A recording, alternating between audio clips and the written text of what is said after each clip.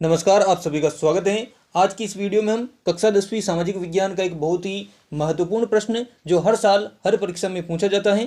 प्रश्न है, खरीफ और रबी की फसल में अंतर स्पष्ट कीजिए। प्यारे भैया बहनों, बहुत इंपॉर्टेंट प्रश्न है, आप मेरे साथ में अंत तक जुड़े रहिए। और यह प्रश्न 4 अंक का है, इसलिए बहुत महत्वपूर्ण है।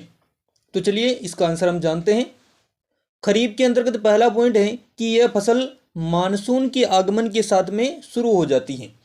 खरीफ की फसल की बोवनी कब की जाती है? मानसून के आगमन के साथ में, लगभग कि जून में मानसून आ जाता है, जून के पहले सप्ताह दूसरे सप्ताह में, तो और कभी लेट होता है तो जुलाई में, तो जून जुलाई में जो है इसकी बोवनी हो जाती है। और रबी की फसल की बोवनी जो है मानसून के जाने के बाद शरद ऋतु के प्रारंभ में जो है रबी की बोवनी होती है। लगभग आप समझ सकते हैं कि अक्टूबर नवंबर में रबी की बोवनी होती है। फिर खरीफ की प्रमुख फसलें चावल, ज्वार, बाजरा, मक्का, कपास, पटसन, मूंगफली आदि फसलें जो हैं ये खरीफ के मौसम में बोई जाती हैं। रबी की प्रमुख फसलें जैसे गेहूं है, जौ, चना की बुआई की जाती है, सरसों, अलसी, इसबगोल और लहसुन। इसके अलावा और भी फसलें हो सकती हैं, तो इनको रबी के मौसम में जो है बोया जाता है। तीसरा पॉइंट, खरीफ के अंतर्गत देखते हैं कि इन फसलों के पकने में कम समय लगता है। मतलब खरीफ की जो फसलें रहती हैं वो कम समय में पककर तैयार हो जाती हैं।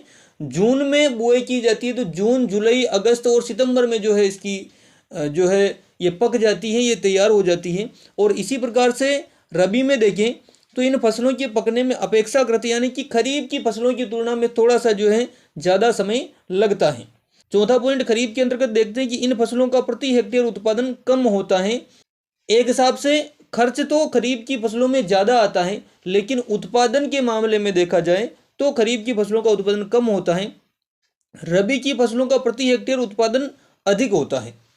खरीफ के अंतर्गत पांचवा पॉइंट है कि ये फसलें जून जुलाई में बोई जाती हैं और सितंबर अक्टूबर में काट ली जाती है। अगर जून में बोई जाएगी तो सितंबर में कट जाएगी, जुलाई में बोई जाएगी तो अक्टूबर में कट जाएगी।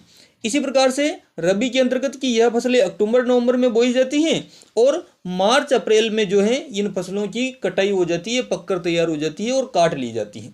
तो इस प्रकार से ये रबी और खरीफ की फसलों में मैंने आपको अंतर बताए हैं। प्यारे भैया बहनों, ये वीडियो आपको कैसा लगा कमेंट में आप अवश्य बताएं, और इसी प्रकार के इंपॉर्टेंट महत्वपूर्ण वीडियो के लिए आप हमारे चैनल को सब्सक्राइब करें। धन्यवाद।